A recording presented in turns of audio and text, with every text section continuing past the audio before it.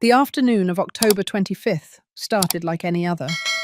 I was watering the hydrangeas in the yard, enjoying that lovely, warm autumn sun that I love so much, when my phone rang. It was Ethan, my son. "Mum, we'll be over in a bit. Lucy wants to talk to you about something important." He hung up before I could answer. I put the phone in my apron pocket and kept tending to my plants. I didn't know that piece of technology, that slab of metal and glass, was about to show me the darkest truth of my life. My name is Laura Spencer. I'm 59 years old, and what I'm about to tell you tore my soul in two. I kept watering the hydrangeas, thinking about what was so important that Lucy wanted to discuss. They had been married for 5 years. Maybe they wanted to give me the news of a pregnancy. Maybe they needed financial help. Maybe they wanted to ask me to move in with them. I smiled to myself, imagining the possibilities. It was then that I heard her voice, Lucy's voice, coming from my pocket. I froze, the hose in my hand, water pouring over the plants. "She won't feel a thing," Lucy said. I didn't understand. I slowly took out the phone. The screen was on, an active call. Ethan's name was glowing on the display. I brought the device to my ear, confused. Had my son not hung up properly? Was the call open this entire time? "Are you sure?" It was the voice of my son, my Ethan. My heart began to pound harder. "Completely," Lucy replied. "It's just mixing it into her tea. She'll be out in 20 minutes, 30 max." The water from the hose was spilling onto my shoes. I couldn't move. "What if she wakes up?" Ethan asked. "She won't wake up, honey, trust me. My aunt used the same thing on her mother-in-law. It worked perfectly." I felt my legs give out. I leaned against the patio wall, the phone pressed against my ear, my heart racing. "And then what?" My son's voice sounded nervous. "Then we call the ambulance." Lucy spoke with a calmness that chilled my blood. "We'll say she felt ill, that she had a heart attack. At her age, with her blood pressure issues, no one will doubt it." "I don't know, Lucy. She's my mum."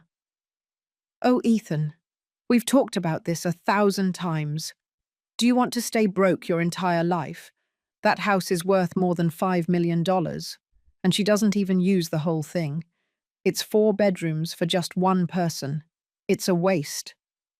I closed my eyes. The hydrangeas I loved so much looked blurry through my tears. "Besides," Lucy continued, "think about our future, about the kids we're going to have. Do you want to raise them in that tiny apartment where we live? Your mum has already lived her life. She's already been happy. Now it's our turn." There was a long silence. I prayed silently. I prayed my son would say no, that he would say this was crazy, that he would defend me. "What if we just ask her for the house?" Ethan finally said. "Maybe she'll give it to us, or sell it cheap." "Are you crazy? Your mum loves that house. She lived there with your dad. She raised you there. She's never going to give it to us. And even if she sold it to us, she'd spend the money on trips or on silly things. We'll never get ahead that way." "But kill her, Lucy." "Don't say that word," she interrupted him harshly. "No one is going to kill anyone. We're just going to help her rest. Look at her, Ethan. She's tired, old, alone. What kind of life does she have? She spends her time watering plants and watching TV. We're doing her a favor." I couldn't breathe. Every word was a knife. "This afternoon, when we go to see her, you distract her," Lucy continued. "I'll prepare the tea just the way she likes it. Sweet, with cinnamon. We'll put in the powder. We'll say goodbye. In an hour, she'll be asleep. Forever. Without pain. Without suffering. And if something goes wrong, nothing is going to go wrong, honey. Trust me."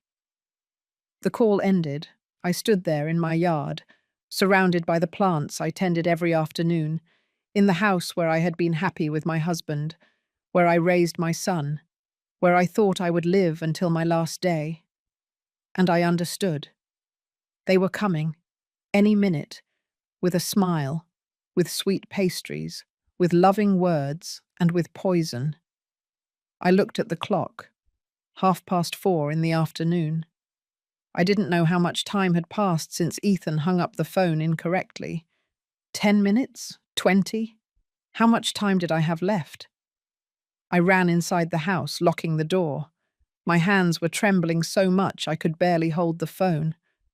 Who could I call? The police? And tell them what? That my son and my daughter-in-law planned to kill me but hadn't done it yet.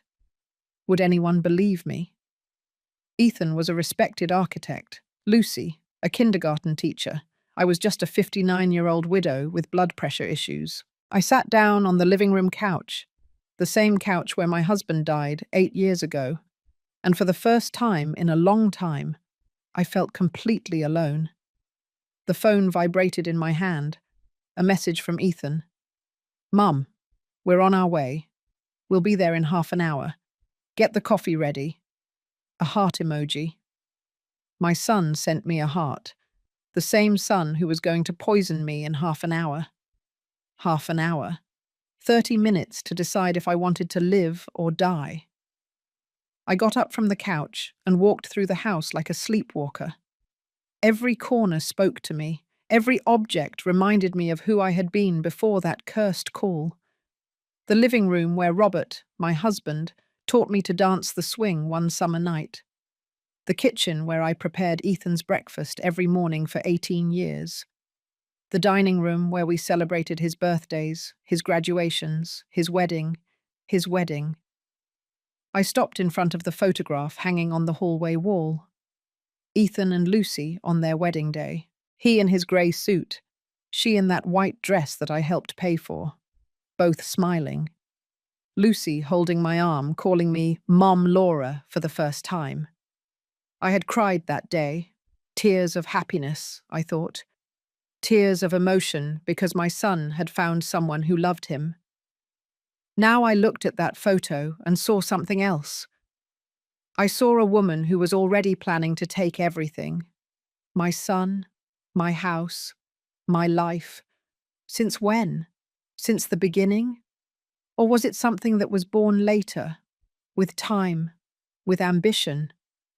I remembered the day I met them. Ethan came for lunch one Sunday, beaming. "Mum, I want you to meet someone very special." Lucy walked in behind him, shy, with a bouquet of daisies in her hands. "Mrs. Spencer, it's a pleasure. Ethan has told me so much about you." She was polite, pretty, with that soft voice that reminded me of teachers from long ago. She worked at a preschool downtown. She came from a humble family from Queens. Her father was a taxi driver, her mother a seamstress. I welcomed her warmly. I made fried chicken, mashed potatoes, and green beans.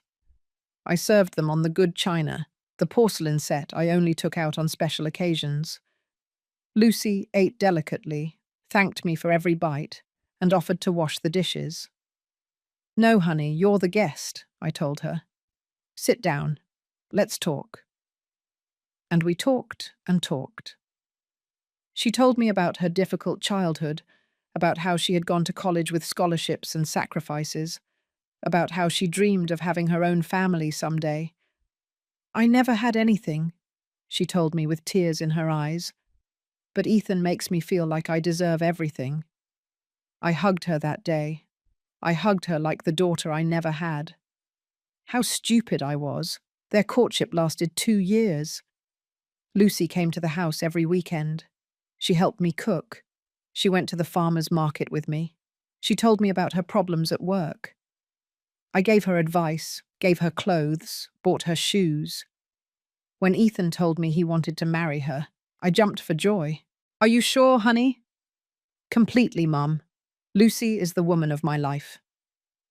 I paid for half of the wedding, the venue, the catering, the photographer. It was almost $200,000, my savings from years, But I did it happily because Ethan was my only son, because I wanted to see him happy. The night before the wedding, Lucy came to sleep at the house. She was nervous, couldn't sleep. "Come on, honey," I told her. "Let's have some herbal tea." We sat in the kitchen, both in our pajamas, with our steaming mugs, the same kitchen where I was standing now, trembling, knowing that this same daughter-in-law wanted to poison me. "Mrs. Laura," Lucy told me that night, "I know I'm not the woman you dreamed of for Ethan. I know I come from nothing, that I don't have a university degree, that my family is poor." "Don't talk nonsense," I interrupted her, taking her hand. "You are good. That's all that matters. I'm going to take care of your son," she promised me with tear-filled eyes. "I'm going to make him happy, and I'm going to take care of you too, because you're my family now." She hugged me. I stroked her hair. I thought, this girl is going to be a good wife, a good daughter-in-law, maybe someday a good mother to my grandchildren. How blind I was. The first few months were beautiful. Lucy and Ethan came every Sunday for dinner. She brought me flowers. She called me during the week to ask how I was. She invited me to their apartment. "Mrs. Laura, come see our home." I went. It was a small apartment in a busy part of Brooklyn. 2 bedrooms, 1 bathroom, a tiny kitchen, but it was clean, tidy, with wedding photos on the walls. "It's small," Lucy said apologetically, "but it's ours." "It's beautiful, honey," I told her. "The important thing is that you're together." But I noticed something in her gaze when she said, "It's small," a flash, an ambition I hadn't seen before. Months later, Lucy started making comments. "Oh, Mrs. Laura, your house is so lovely, so big, so full of light." "Yes, honey. Robert and I bought it 30 years ago. It was our dream." 4 bedrooms, right?" "Uh-huh. 1 for us, 1 for Ethan, a guest room, and the service room." "How wonderful," she sighed. "We barely fit in our apartment. And if we have kids, oh well, we'll have to settle." I didn't think anything bad at the time. It was natural for a young woman to dream of a bigger house. I had dreamed of it too at her age. But the comments continued. Every visit, every meal. "This kitchen is a dream, Mrs. Laura. I could cook marvels here. This garden is gorgeous. Too bad you can't bend down much anymore to take care of it properly. This house is worth a fortune, isn't it? With the neighborhood being so in demand." Ethan sometimes got annoyed. "Lucy, stop. Don't say those things." "What? I'm just chatting with your mum." And I defended Lucy. "Leave her alone, honey. She's not saying anything bad." But now, standing in my living room, the phone still in my hand, I remembered every comment, every question, every look Lucy gave my house. She wasn't just chatting, she was taking inventory, calculating how much it was worth, how much she could gain, how much I was in the way. I looked at the clock. 20 minutes. They must already be leaving their place, getting into the car, talking about me. Maybe Lucy had the poison in her purse. Maybe Ethan was driving in silence, convincing himself that this was the right thing to do. "We're doing her a favor," Lucy had said. I sat down again. I picked up my wedding photo with Robert. We were so young. He was 28, I was 23. We got married with nothing. We lived the first few years in a rented room.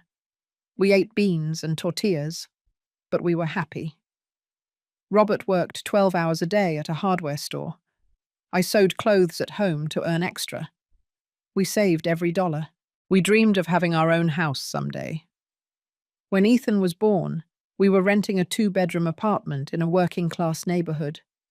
Robert took 2 jobs. I stopped sewing to take care of the baby. We were tired, but every night before sleeping, Robert would hug me and say, "Someday we're going to have our house, Laura. I promise you." And he kept his promise. He worked 20 years without rest. I did too. When Ethan started elementary school, I went back to sewing. Then I put up a tamale stand in the mornings. Then I sold beauty products, dollar by dollar, sacrifice after sacrifice, until one day Robert came home with the papers in his hand.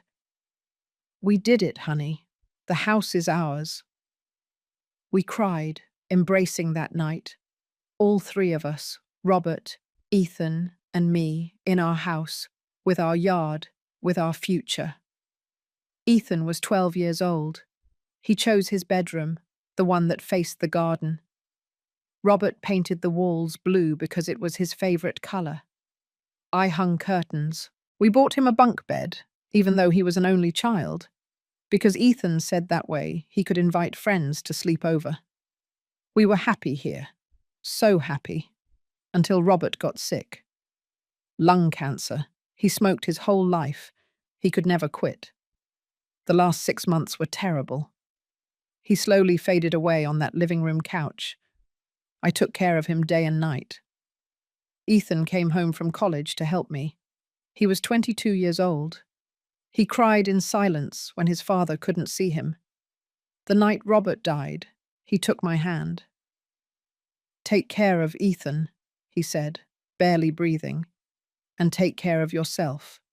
This house is yours, your effort, your life. Never lose it." "I won't lose it," I promised him.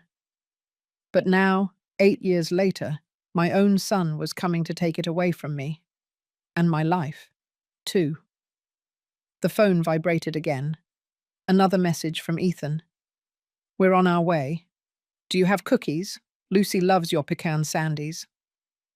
Pecan sandies, the same ones I baked every time they visited, the same ones Lucy devoured, saying no one cooked like me. Lies. All lies.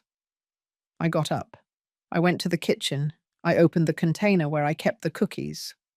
I took them out one by one. I put them on a plate. I set up the coffee maker. I took out the mugs. And then I knew what I had to do. If they were coming to kill me, I was going to receive them, but not as the victim they expected. My hands trembled as I put the cookies on the plate. Every movement was automatic, as if my body knew what to do, even though my mind was shattered. When did everything really start to change? I tried to remember, to find the exact moment when my son stopped being my son. It was a year ago. I'm sure of it. Lucy and Ethan were celebrating their 4th wedding anniversary. They came for lunch on a Sunday, as always, but something was different. Ethan was quiet, serious. Lucy, too, although she tried to hide it with forced smiles. "What's wrong, honey?" I asked him while serving the chili. "You look worried." "Nothing, Mum. Work stuff." "Are you sure? You know you can tell me." Lucy quickly intervened. "Oh, Mrs. Laura, it's nothing serious. It's just that they're laying off people at the firm. Ethan is a little stressed." "Are you going to be fired?" I was alarmed. "No, Mum. I'm fine. Really." But he wasn't fine. I knew him. He was my son. There was something he wasn't telling me. We finished eating in an uncomfortable silence. Lucy helped clear the table. Ethan stayed seated, frowning at his phone. When Lucy went to the bathroom, I sat next to him. "Ethan, look at me." He looked up.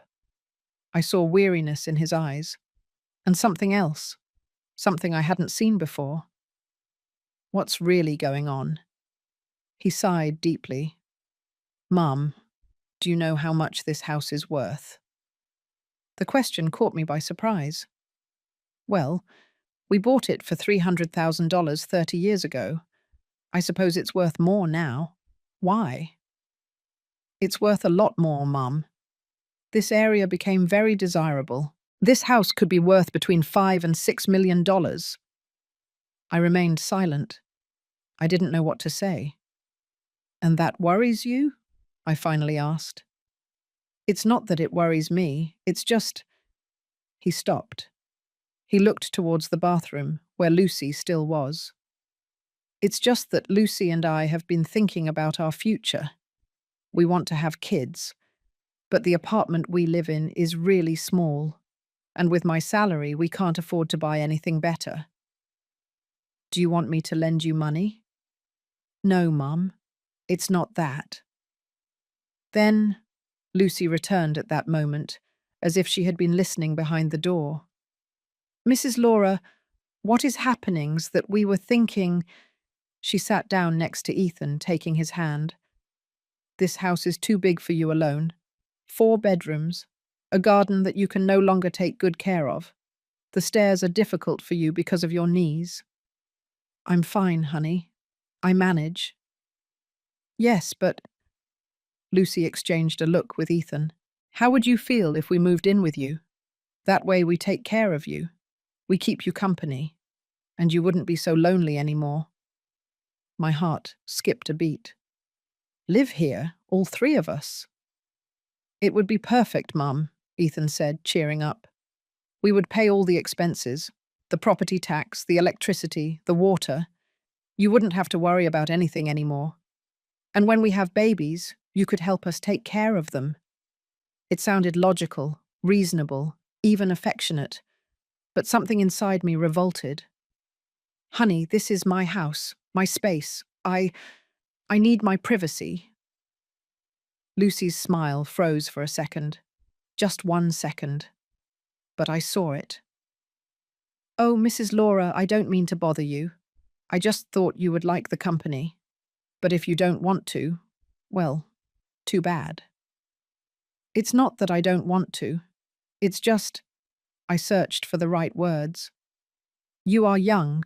You need your own space. I'm used to living alone, to my routines. I don't want to be a burden. You would never be a burden, Mom, Ethan said, but his voice sounded different, cold. What if I help you with the down payment on a house instead? I offered. I have some savings. Not much, but something. You could buy something near here. I would see you often. Lucy let go of Ethan's hand. No, Mrs. Spencer. Thank you, but no. We'll manage. She stood up and started picking up her purse. Ethan also stood up. Are you leaving already? I asked, confused. But it's only 5 o'clock. Yes, Mum. Lucy has to prepare things for school tomorrow. But you always stay for dinner. We can't today, Lucy said without looking at me. Thanks for the meal. They left just like that. Ethan gave me a quick kiss on the forehead. Lucy didn't even say goodbye. That was the first fracture, although I didn't know it at the time. The following weeks were strange. Ethan didn't call as much as before. His messages were brief. I'm busy, Mum. Talk later. All good. When they finally came again, a month later, they were not the same. Lucy barely spoke to me. She answered in monosyllables. Ethan was tense, looking at his phone the whole time. Are you mad at me? I finally asked. No, Mum. Why would we be mad? I don't know. You feel different. We're just tired, Ethan said. Work, you know. But I knew it wasn't work. It was me. I was the problem, because I didn't want to give them my house. Months passed. The visits became more spaced out, once every 2 weeks, then once a month. Lucy's calls disappeared completely. She no longer brought me flowers. She no longer asked me how I was. And Ethan, my son, became a stranger. Honey, is something wrong? I asked him one afternoon when he came alone. Why do you ask that? Because you are not the same with me. I feel like you've distanced yourself. I didn't distance myself, Mum. I just grew up. I'm not a kid anymore. I know. But we used to talk. You used to tell me things. Now I barely know about your life. He was silent for a moment. Then he looked at me with an expression that hurt me. Mum, have you considered that maybe I also need my space? That not everything can revolve around you? The words fell on me like stones. I never asked that everything revolve around me. Didn't you? It's always, come over for lunch, come visit me, call me more often. Sometimes Lucy and I need time for ourselves. I broke down. I just want to know that you're okay. You are my only son. And you are my only mum.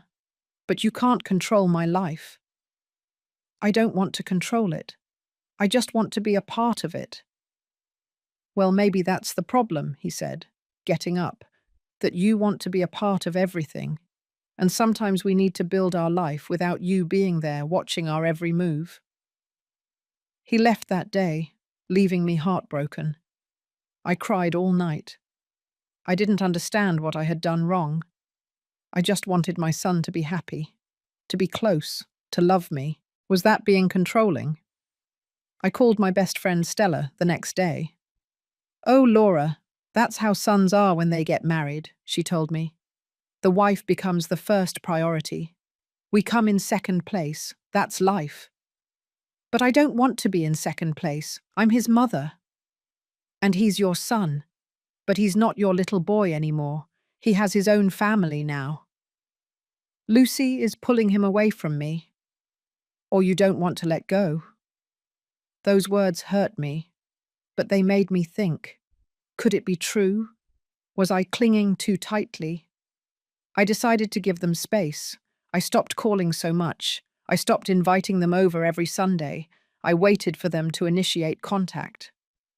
A month passed, then two. Nothing. Ethan only sent me short texts on my birthday. Christmas, Mother's Day. Happy birthday, Mum. We love you so much. But they didn't come. They didn't call. They weren't there.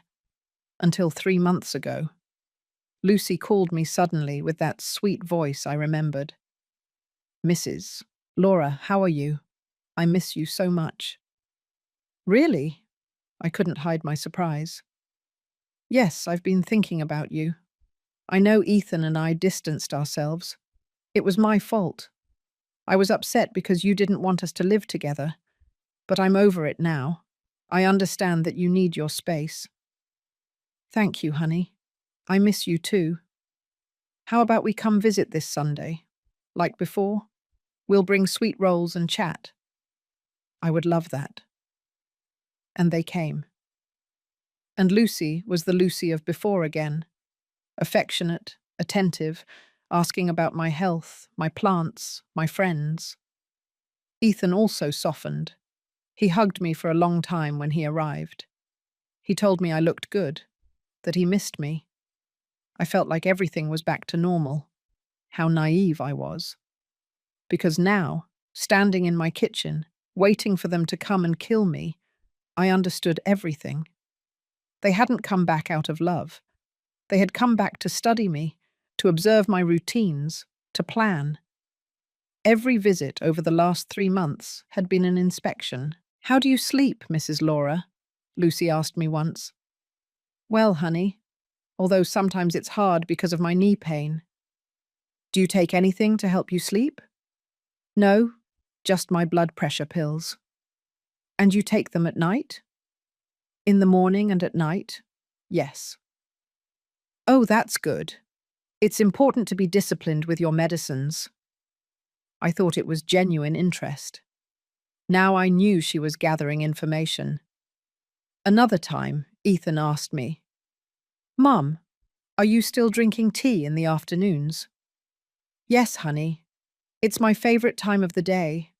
I sit in the garden with my chamomile tea and watch the sunset. Alone? Alone? Aren't you scared? I mean, if something were to happen to you and no one noticed. No, honey, I'm fine. Besides, I always have my phone close by.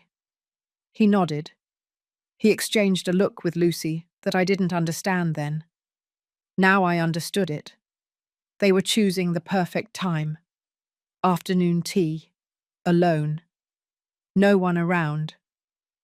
The doorbell rang. I froze in the kitchen, the plate of cookies in my hands. They had arrived. My son, my daughter-in-law, my murderers. I took a deep breath. I put the plate on the table. I took off my apron. I ran my hands through my hair. The doorbell rang again. "I'm coming," I shouted, trying to make my voice sound normal. I walked towards the door. Each step was heavy, as if I were walking to my own grave. I put my hand on the doorknob. I turned it. And there they were, Ethan with his smile, Lucy with her purse hanging from her shoulder, a purse where she was surely carrying my death. "Hi, Mom," Ethan said, hugging me. I felt his warmth, his smell, the smell of my son, the child I carried, the man I loved more than my life, the man who came to take it away from me. "Hi, honey," I replied, and my voice almost broke. Lucy kissed my cheek. "Mrs. Laura, it's good to see you. Have you made coffee yet?" "Yes, honey, come in." They walked into my house, the house they wanted to steal, the house they were willing to kill me for. They sat down in the living room, as so many times before, and I went to the kitchen to bring the coffee, which might be the last we would drink together. But this time, as I poured the mugs, as I put the cookies on the plate, as I tried to control the trembling of my hands, this time I knew the truth, and that changed everything. I returned to the living room, the tray shaking in my hands. Coffee, cookies, napkins, everything perfect, as always, as if nothing was wrong.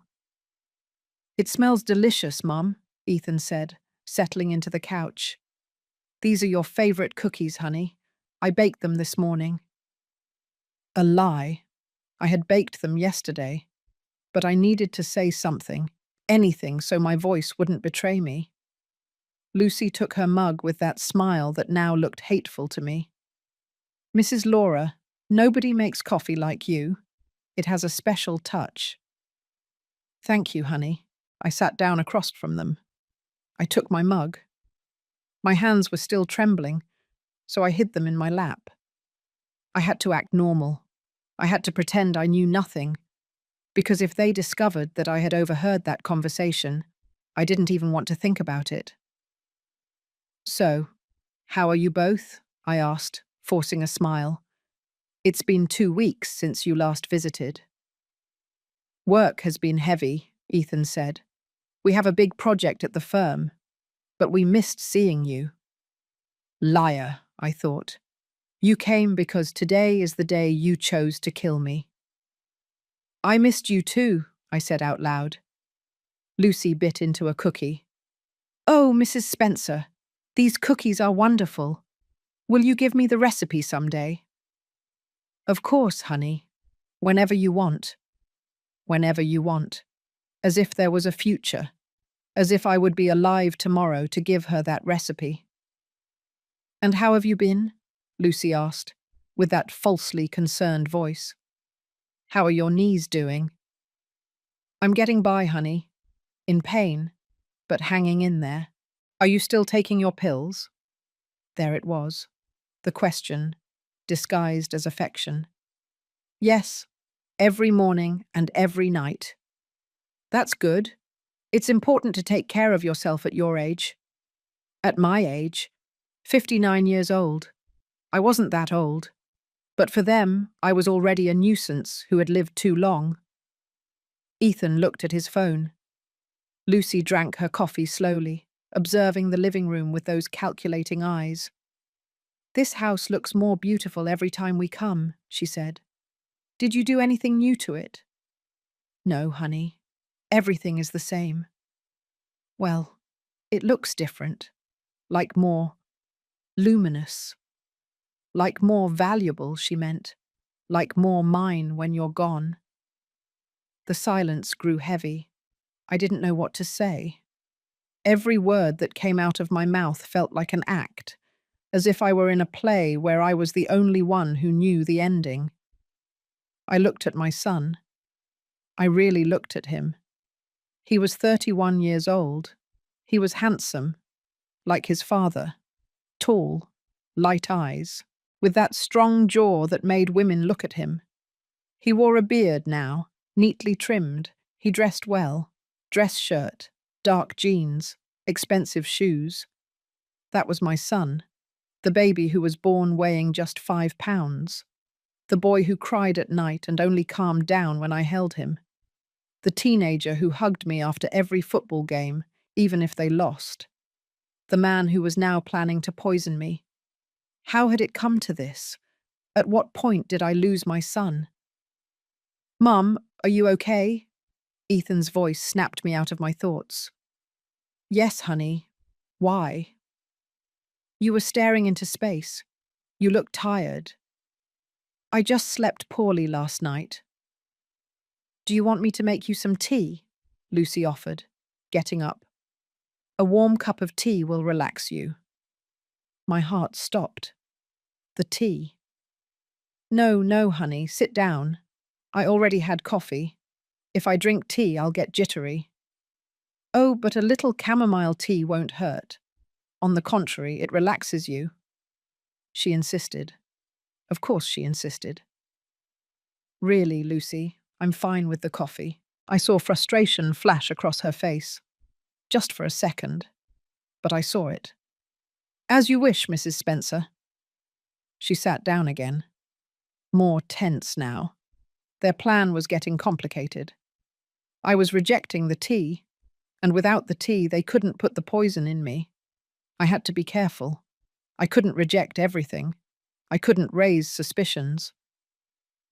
"And what was that important thing you wanted to talk about?" I asked, trying to change the subject. Ethan and Lucy looked at each other. It was a long look, as if they were communicating silently. "Well, Mum," Ethan began, "we wanted to talk to you about something delicate." My stomach tightened. "What is it?" "It's about your health," Lucy said, taking the floor. "Ethan and I have been worried about you." "Why?" "I'm fine." "Mum, you're 59 years old," Ethan said. "You live alone. You have blood pressure problems. Your knees hurt. What happens if one day you feel sick and there's no one to help?" "I have my phone. I can call an ambulance." "What if you have a heart attack and don't have time to call?" Lucy insisted. "God forbid, Mrs. Spencer. But at your age, these things happen." There it was. They were setting it up. The narrative, the excuse. She had a heart attack. At her age, with her blood pressure issues, it was to be expected.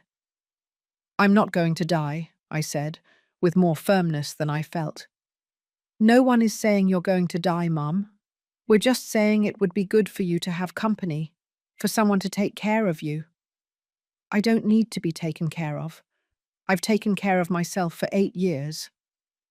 "But you're not so young anymore," Lucy said, with that false sweetness. "Things change. The body gets tired." "My body is fine." "Mum, don't get angry," Ethan intervened.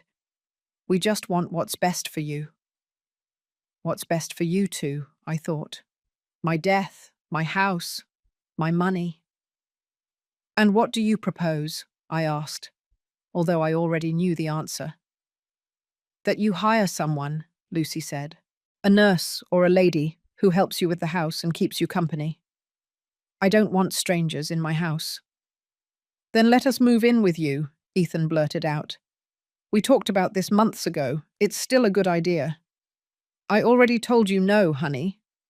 "Why not?" His voice rose in pitch. "We are your family. We're not strangers." "Because this is my house, my space. I need my privacy." "Privacy for what?" Lucy leaned forward. "To be alone? So no one notices if something happens to you?" "Nothing is going to happen to me." "You don't know that, Mrs. Laura. My grandmother thought the same thing. She lived alone, proud, saying she didn't need anyone. One day she fell in the bathroom. She broke her hip. She lay there for 6 hours before anyone found her. 6 hours suffering, screaming, with no one hearing her. The story was vivid, cruel, designed to scare me, and it worked. I felt fear, not of falling, but of them. I understand your concern, I said slowly, but I am fine. If I ever feel like I need help, I will ask for it. Are you sure? Ethan clenched his jaw. Lucy held her coffee mug tighter than necessary. Are you at least going to think about it? Ethan asked. Yes, honey, I will think about it. A lie. I wasn't going to think about anything. But I had to calm them down. I had to make them leave my house without trying anything. In the meantime, Lucy said, rummaging in her purse, I brought you some vitamins. They are great. My mum takes them and they've helped her a lot with her energy. She pulled out a bottle. Light green pills. My blood ran cold. Vitamins? Yes, Mrs. Spencer. They are natural, made from herbs. Take one in the morning and one at night. You'll see how much better you feel. She held the bottle out to me. I didn't take it. Thank you, honey, but I already take a lot of pills. I don't want to mix things. But these are natural. They won't interfere with your medicines. Even so, I prefer not to take anything else. Mum, Lucy is trying to help you, Ethan said, with a tone I didn't like. I know, honey, and I appreciate it. But my doctor always tells me not to take anything without consulting him first.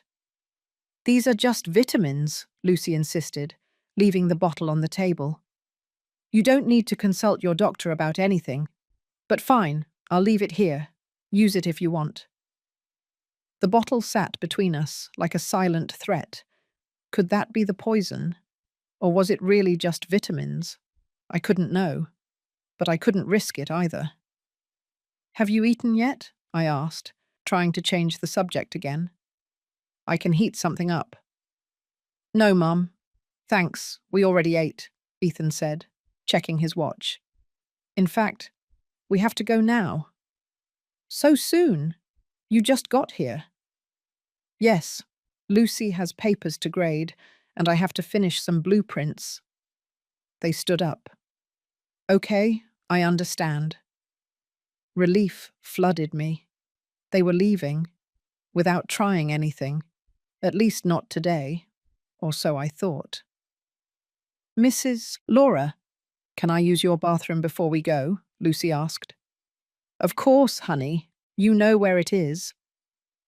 Lucy disappeared down the hall. Ethan and I were left alone in the living room. Mum, I know Lucy can be a little pushy, he said in a low voice. But she loves you very much. She's just worried about you. I looked at my son, at this man I no longer recognized. And you, honey? Are you worried too? Of course. You're my mum. You're what I love most in the world.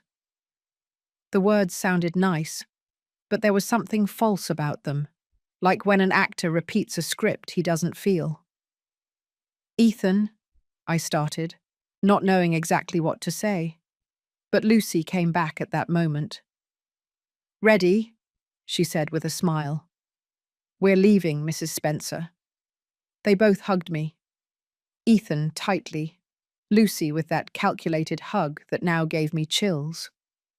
Take good care of yourself, Lucy said, and take the vitamins. You'll see they'll do you good. Yes, honey. We'll call you tomorrow, Mum, Ethan said. All right, honey. I walked them to the door. They went out onto the street. They got into the car. Ethan started the engine. Before pulling away, Lucy rolled down the window. Mrs. Laura, don't forget to drink your tea this afternoon. It's good for your nerves, she smiled. She rolled up the window. The car drove away. I stood at the door, watching them leave, my heart racing. Don't forget to drink your tea. It wasn't loving advice. It was an order, a reminder.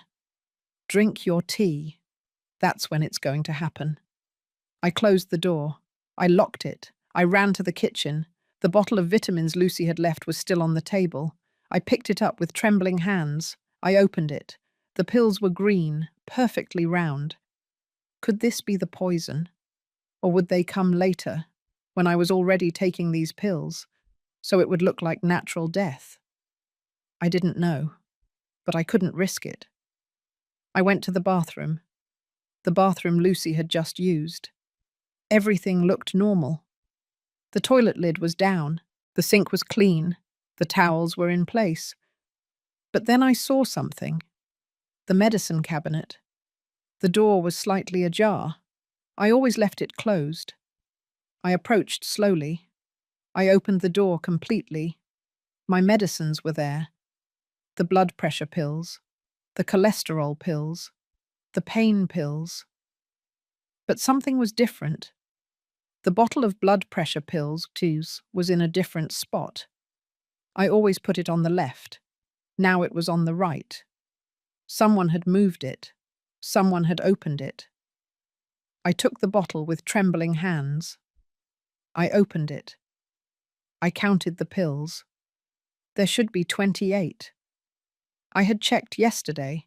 28 pills for 28 days. Now there were 30. 2 extra pills. Pills that I hadn't put there.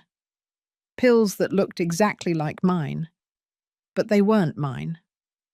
Lucy had been in my bathroom. She had opened my medicine cabinet. She had mixed poisoned pills with my real pills. And now, if I took my medicine like every night, without checking them, without counting them, one of those 2 fake pills would enter my body, and I would die, painlessly, without suspicion.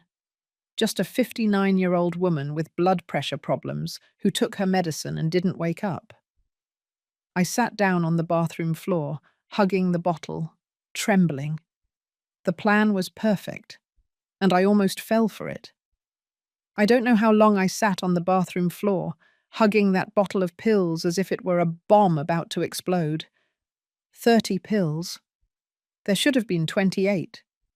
2 of them wanted to kill me. I got up slowly, leaning on the sink. My knees protested, but the physical pain was nothing compared to the pain I felt in my chest. I walked to my bedroom. I locked the door. I sat on the bed. I had to think. I had to be smart. I opened the bottle again. I took out all the pills and put them on the white comforter of my bed. I examined them one by one under the lamplight. They were identical, all round, all the same size, all the same pale pink colour. But 2 of them were not what they seemed. How could I tell which ones? I smelled the pills. They all smelled the same. Like nothing. Like medicine. I touched them. They all had the same texture. I took one and carefully broke it in half. Inside it was white, pulverized, normal. I took another and broke it too, the same. I continued like this until I had broken 10 pills. All the same. I stopped. If I kept destroying them, I wouldn't have medicine left for the month. I put the broken pills aside. I gathered the ones that remained whole. There were 18. 2 of those 18 would kill me. I couldn't take them. I couldn't risk it. But if I didn't take my blood pressure medicine, I could have a heart attack for real. The doctor had warned me 1,000 times. Mrs. Laura, these pills are vital. If you stop taking them, even for a day, your pressure can skyrocket. And at your age, that is very dangerous. I was trapped. If I took the pills, I could die from poison. If I didn't take them, I could die from a heart attack. Either way, Lucy and Ethan won. I got up from the bed. I walked back and forth in the bedroom, thinking, looking for a way out. Then I remembered something. My friend Stella, her son was a pharmacist. He worked at a large pharmacy in the downtown area. I could go to him, show him the pills, ask him to analyze them. I looked at the clock. 7 o'clock at night. Pharmacies closed at 9. I still had time. I grabbed my purse. I put the bottle of pills inside. I put on a sweater. I took my car keys. I hadn't driven in months. Since my knees started hurting more, I preferred to take a taxi.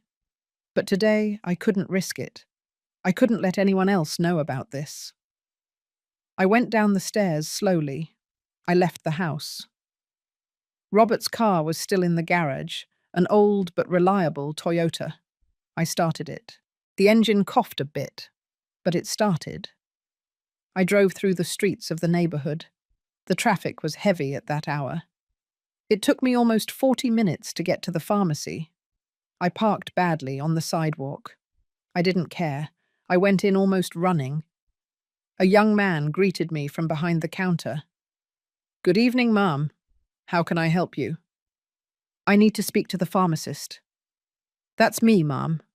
How can I help?" "No. I need to speak to Rodrigo, Stella Medina's son." "Ah, yes. Rodrigo. I'll call him now." He disappeared behind a curtain. I waited, gripping my purse against my chest, looking out at the street just in case I saw Ethan's car. I was paranoid. I knew it, but I couldn't help it. Rodrigo came out after a few minutes. He was a man about 35, tall, with glasses and a kind smile. "Mrs. Laura, what brings you here? My mom didn't tell me you were coming." "Your mom doesn't know. Rodrigo, I need your help. It's urgent." He noticed the fear in my voice. "Of course. Come into the office." He led me to a small room behind the pharmacy. He closed the door. He offered me a chair. "Tell me what's wrong." I took out the bottle of pills. I gave it to him with trembling hands. "These are my blood pressure pills. My doctor prescribed them to me. But I think someone switched them, that they put other poisoned pills in with the good ones." Rodrigo looked at me confused. "Poisoned? Why do you think that?" "Because I counted my pills yesterday. There were 28. Today there are 30. And I didn't buy any more. Someone put 2 extra pills in." He opened the bottle. He took out some pills. He examined them under a magnifying glass. "Who had access to your medicines?" I couldn't tell him the truth. Not yet. I don't know. Maybe someone broke into my house when I wasn't here. A lie, but necessary. Rodrigo continued to examine the pills. He took one. He broke it. He smelled the powder. He tasted a tiny bit with the tip of his tongue. "Mrs. Laura, I need to do a chemical test on these pills, but that takes time. Can you leave the bottle with me tonight? I'll give you the results tomorrow." "You can't do it now." "I don't have the equipment here. I have to take them to a lab nearby. But it's already closed. It opens tomorrow at 8 in the morning." I felt panic rise in my throat. "Rodrigo, please. I need to know now. Is there nothing you can do?" He saw the desperation in my eyes. "Let me do a quick test. It's not 100% accurate, but it can give me an idea." He left the room. He came back with some small bottles of colored liquids. He took a pill. He dissolved it in water. He added a few drops of one of the liquids. The water turned yellow. He added drops of another liquid. The water turned green. "This is normal," he said. "It's the chemical reaction of your medicine." He took another pill. He repeated the process. Yellow, green. Another pill. Yellow, green. He did this with 5 pills. But with the 6th one, the water turned yellow. Then, when he added the second liquid, instead of turning green, it turned brown, dark brown, like mud. Rodrigo stayed still. "What does that mean?" I asked, although I already knew the answer. "It means this pill has something else in it, something that shouldn't be there." Poison? I can't say for sure without a full analysis, but yes, it could be something toxic. The room started spinning. I grabbed onto the table. Mrs. Laura, are you okay? No, I'm not okay. Someone is trying to kill me, Rodrigo. Who? Do you have any idea who would do something like that? The words caught in my throat. How could I tell him? How could I explain that my own son wanted me dead? I'm not sure, I lied. That's why I need your help. I need to know exactly what's in these pills. And I need you not to tell anyone, not even your mum. Mum, if someone is trying to harm you, you should go to the police. I can't. Not until I'm sure. Please, Rodrigo, do me this favor. Analyze the pills. Tell me what they have. And keep it a secret. He looked at me for a long time. Then he nodded. All right, but on one condition. If I confirm there is poison in these pills, you go to the police. Deal? Deal. Leave the bottle with me. Tomorrow, first thing in the morning, I'll take the pills to the lab.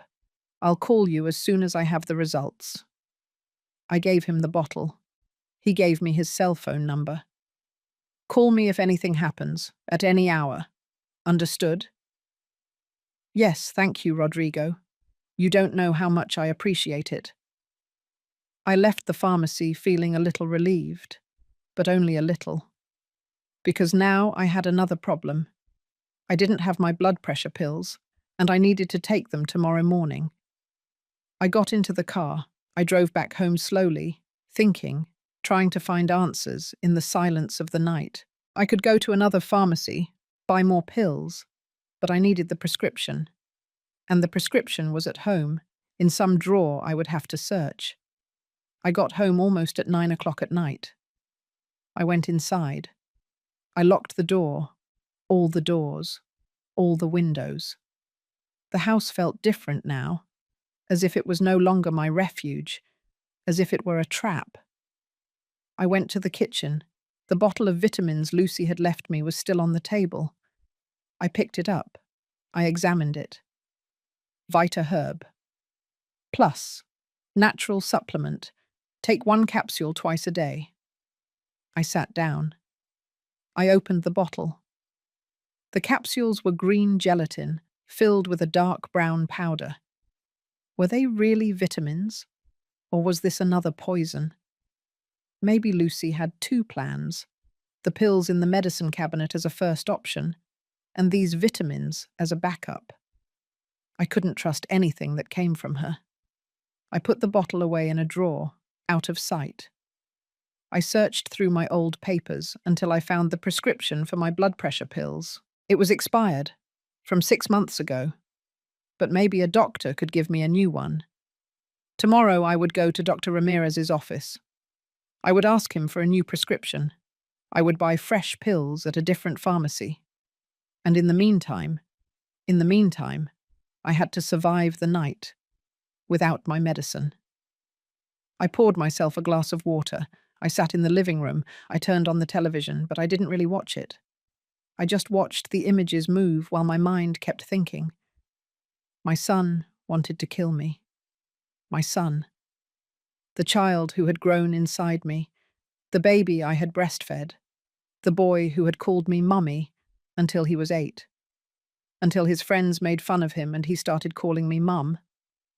The teenager who cried on my shoulder when his first love rejected him. The young man who hugged me, crying, the day we buried Robert. Don't worry, Mum. I'll take care of you. Always. Lies. All lies. Or maybe not. Maybe at that moment, he had meant it. When did he change? When did love turn into greed? Was it Lucy's fault? Or was it always there, dormant in Ethan, waiting for the moment to wake up? The phone rang. I jumped. I looked at the screen. Ethan. I watched the phone vibrate. Once, twice, 3 times. I answered. Hello? Mum, how are you? You sound weird. I'm fine, honey, just tired.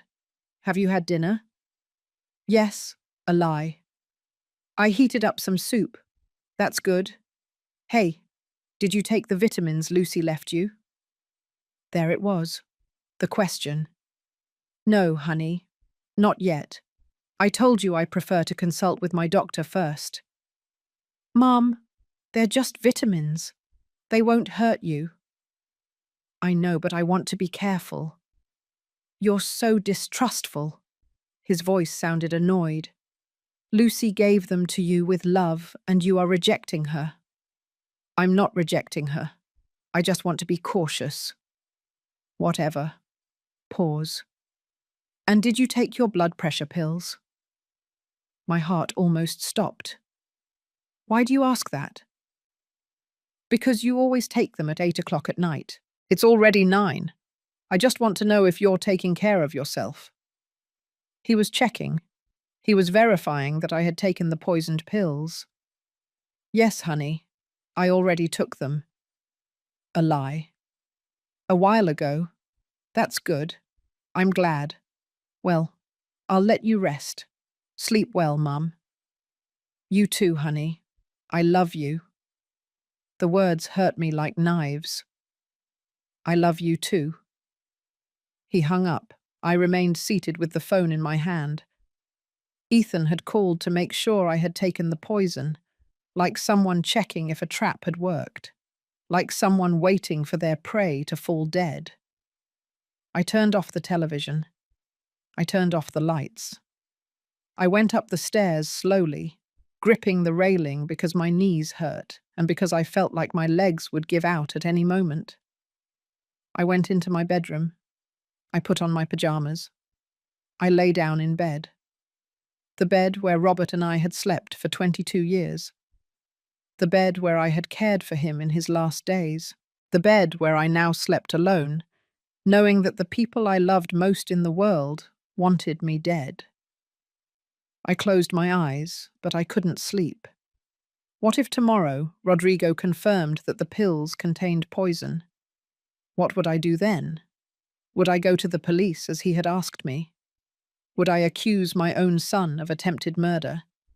Would I see Ethan handcuffed, put into a police car, crying, screaming that he hadn't done anything? Could I live with that guilt?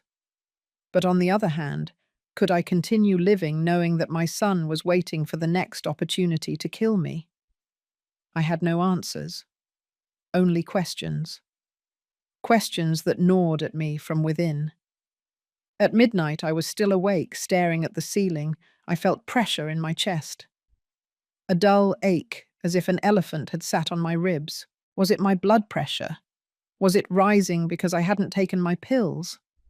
Or was it just my heart breaking into 1,000 pieces? I got up, went to the bathroom, splashed water on my face, looked at myself in the mirror. A 59-year-old woman stared back at me, with wrinkles around her eyes, with grey hair that I no longer bothered to dye, with deep, dark circles that I hadn't had yesterday. This woman had worked her whole life, had sacrificed everything for her family, had loved with all her heart. And now she was alone, betrayed, hunted like an animal, but she was still alive. And as long as I was alive, I could fight. I returned to bed. This time I did fall asleep, a restless sleep, full of nightmares. I dreamed that Ethan was a child again, asking me to hold him, and when I held him, he stabbed a knife into my chest. Over and over again, without stopping smiling. I woke up screaming at 5 o'clock in the morning. The phone rang almost immediately, as if someone had been waiting. It was Rodrigo. Mrs. Laura, I'm sorry to call so early, but I need you to come to the lab urgently. I already have the results. What did you find? There was a long silence. Too long. Ma'am, I need you to come, and to be prepared, because what I'm going to tell you is going to change everything. I arrived at the lab at 6:30 in the morning. It was still dark, the streets empty, only a few street vendors setting up their stands for breakfast burritos and hot chocolate. Rodrigo was waiting for me outside. He had dark circles under his eyes. He looked like he hadn't slept. "Mrs. Laura, come in." He led me inside. The lab smelled of chemicals and alcohol. There were tables full of bottles, microscopes, computers. I sat down in a chair. My hands wouldn't stop trembling. "What did you find?" Rodrigo placed a folder on the table. He opened it. Inside were papers with numbers, graphs, words that I didn't understand. "Ma'am, out of the 30 pills you gave me, 28 are your normal medicine, chlorthalidone for blood pressure. They are exactly what they should be." "And the other two?" He took a deep breath. "The other 2 pills contain the same amount of chlorthalidone, but they also have something else, something that shouldn't be there." "What is it?" "Digoxin, in a very high dose." "I don't understand. What is that?" "It's a medication that is also used for the heart, but in controlled doses. The amount I found in each of those 2 pills is mortal." The word fell like a stone. Mortal. Would they have killed me? Yes. If you had taken one of those pills, your heart would have slowed down dangerously. First, you would feel nausea, dizziness, then confusion. Your heart would start beating irregularly, and then it would stop. How long would it have taken? Between 30 minutes and 2 hours, depending on your metabolism. I closed my eyes. I imagined the scene. Me taking my pill at night, feeling sick, calling Ethan, him arriving with Lucy, both acting worried while I died on the couch, calling the ambulance when it was already too late. "It was her heart, doctor. You know. She had blood pressure problems. She took her pills religiously, but sometimes these things happen, and no one would have suspected anything." "Would a doctor notice?" I asked. "I mean, in the autopsy?" Rodrigo shook his head. "Not necessarily. Digoxin is metabolized quickly, and in a person with pre-existing heart problems, a cardiac arrest would not raise suspicion, unless someone requested a full autopsy with specific toxicological analysis, and that is almost never done on older people with a medical history." The plan was perfect. Absolutely perfect. "Mrs. Laura," Rodrigo sat across from me, "you have to tell me who did this. This was not an accident. Someone deliberately adulterated your medicines to kill you." The tears started to fall. I couldn't stop them. "My son," I whispered, "and my daughter-in-law." "What?" "My son, Ethan, and his wife, Lucy. I overheard a conversation. They have a plan. They want my house. It's worth millions. And I'm in the way." Rodrigo turned pale. "My God. They came to visit me yesterday. Lucy went to the bathroom. When they left, I checked my medicine cabinet. The pills were moved, and there were 2 extra ones.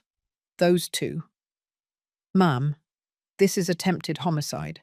You have to go to the police, now. And report my own son. It's your life. They tried to kill you." I know, I wiped my tears. "But he's my son, Rodrigo. My only son. I carried him for 9 months. I raised him. I loved him. How can I send him to jail? He was willing to see you dead." The words cut through me like knives. He was right. Rodrigo was right. But my mother's heart didn't understand reason. "Give me time," I asked him. "Just a little time to think about what to do." "Time for what? For them to try again?" "No. I already know they are trying to kill me. I won't give them another chance. But I need to understand why. I need to talk to him. I need to look him in the eyes and ask him how we got to this." "It's very dangerous, Ma'am."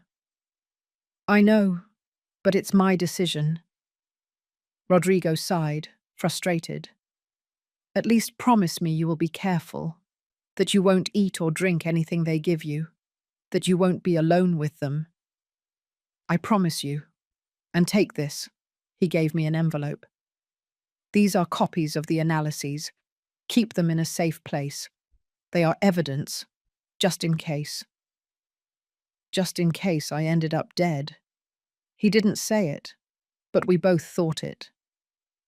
Thank you, Rodrigo. Really, I don't know how to repay you for this. You don't have to repay me anything, just take care of yourself. And call me if you need anything. Anything at all. I left the lab as the sun began to rise. The sky was pink and orange, a beautiful day. A day I almost didn't see. I drove home slowly, thinking, trying to find answers in the morning silence. Why, Ethan? Why? Was it just the money? The house? Or was there something else? Did you hate me that much? Was I that much in the way of your life? I arrived home. I went inside. Everything was the same as yesterday, but it felt different. It was no longer my home. It was the prize my son was willing to kill me for. I went to the kitchen. I made coffee. I hadn't slept well. I hadn't eaten. But I wasn't hungry, just an emptiness in my stomach that no food could fill. The phone rang. Ethan. My hand trembled over the device.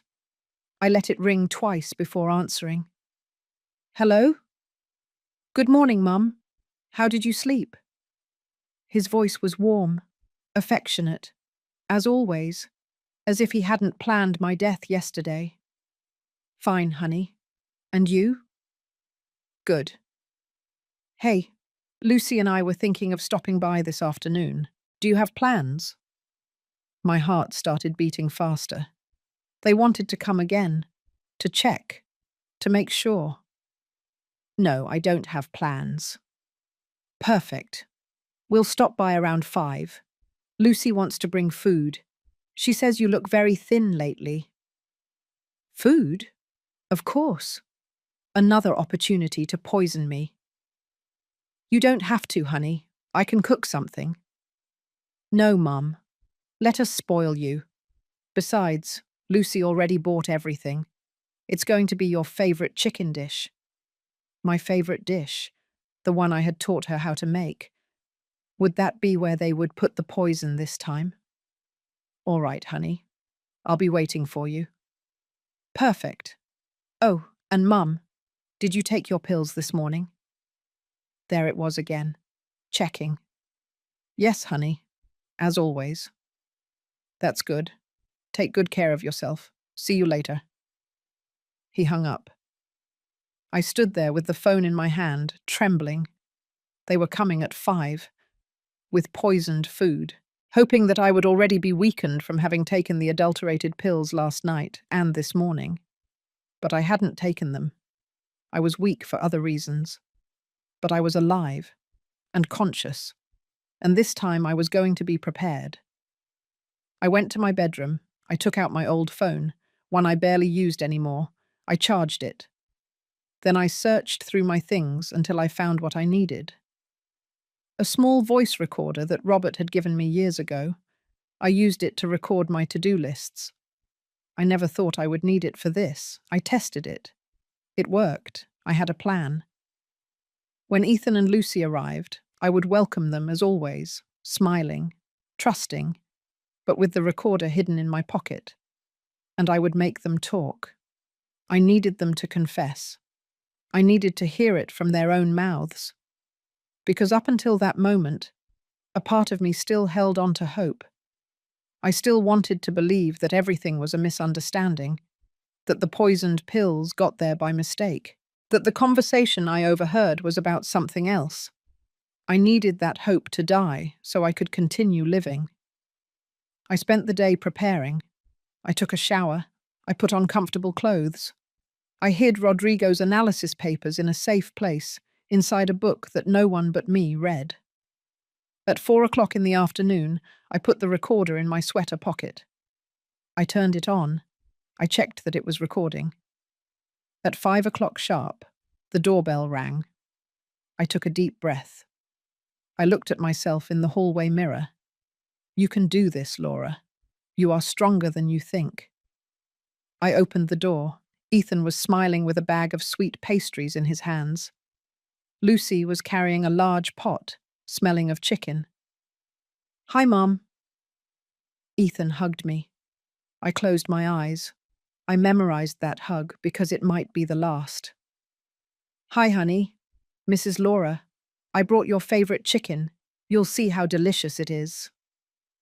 Lucy walked straight into the kitchen. I followed her inside. My heart was beating so fast I thought they could hear it.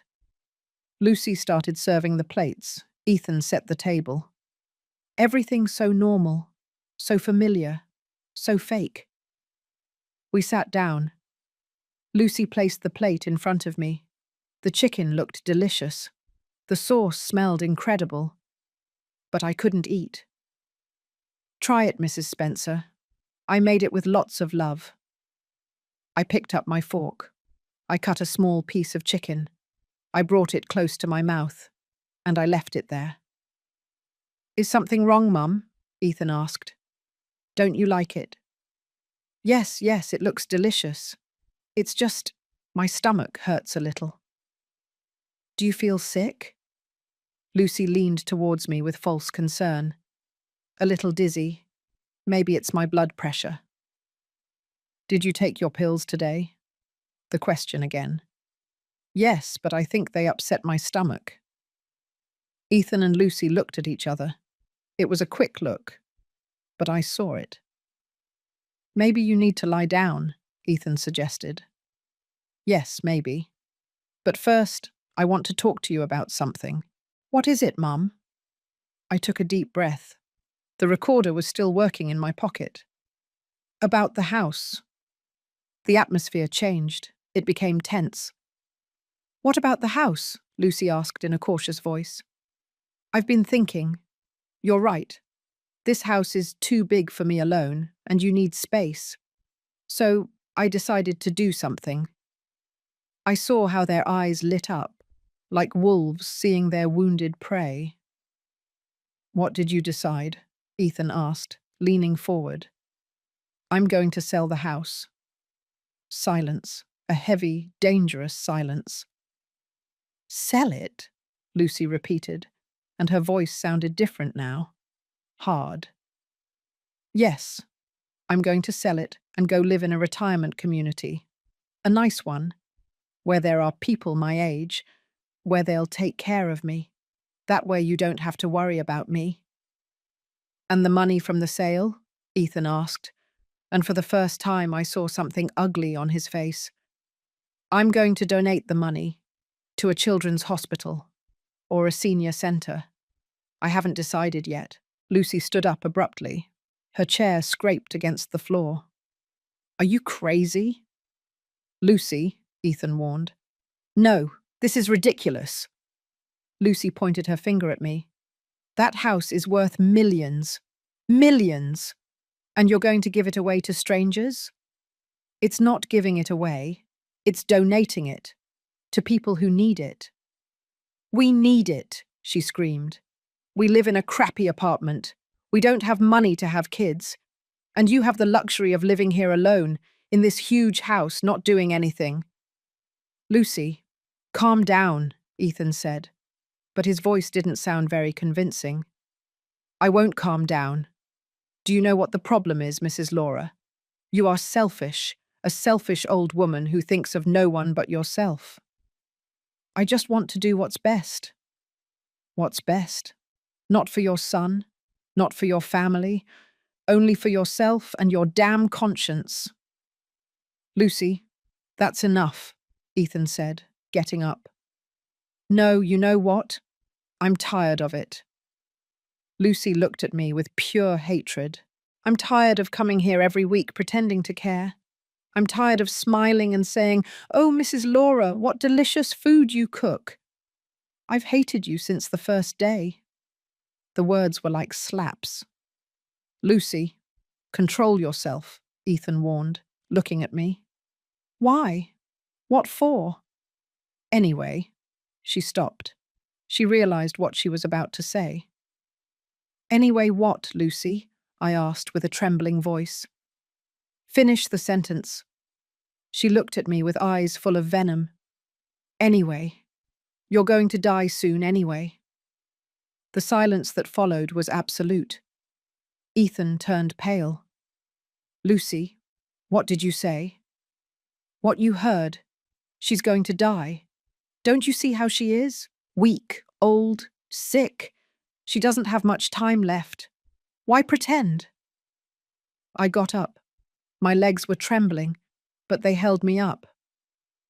And you were going to help make that time shorter, right? Lucy froze. What are you talking about? About the pills, the ones you put in my medicine cabinet. I saw fear cross her face, just for a second, but I saw it. What pills? I didn't put anything in there. 2 pills, with digoxin, enough to stop my heart. Are you crazy? I'm not crazy. I had them analyzed. I have the results. The color drained from Lucy's face. Ethan was looking at both of us, confused. What are you talking about? Ask your wife, I said, without taking my eyes off Lucy. Ask her what she was doing in my bathroom yesterday. Ask her what she put in my medicine cabinet. Mum, you're talking nonsense. Nonsense? I took the recorder out of my pocket. Is this nonsense? And I pressed play. My voice came out of the device. The conversation from 2 days ago, when Ethan's phone was left open without him knowing. She won't feel a thing. Are you sure? It's just mixing it into her tea. She'll be out in 20 minutes. The voices of Lucy and Ethan filled the kitchen. I watched as my son's face crumbled. I watched as Lucy understood that we were found out. And I watched as everything that was left of my family broke into 1,000 pieces. The recording continued to play. Every word was a hammer hitting the silence of the kitchen. And what if she wakes up? She won't wake up, honey. Trust me. And then what? Then we call the ambulance. We'll say she felt ill, that she had a heart attack. Ethan collapsed into the chair. His face was white as a sheet. Mom. You what? My voice came out louder than I expected. You what, Ethan? Are you going to tell me it's not what it looks like? That I misunderstood? He stammered, looking at Lucy as if seeking help. But Lucy was no longer pretending. The mask had completely fallen. She looked at me with pure hatred.